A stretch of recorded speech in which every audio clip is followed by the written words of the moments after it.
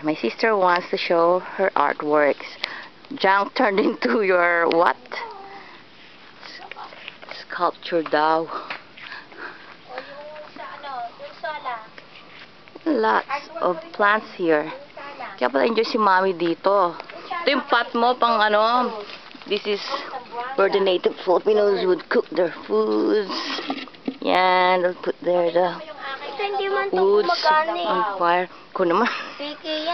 Yung para sa birds. Then let's go to the where? Wala nakatira. Ito. Let's rest inside the bahay kubo. See?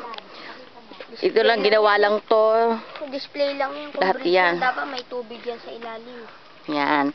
Let's go inside the kubo. Inside the kubo. Ito, ang sarap dito. This is so cozy here inside.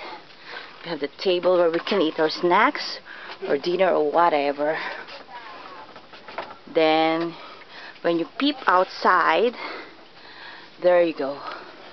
Dagat. Wow, it's nice.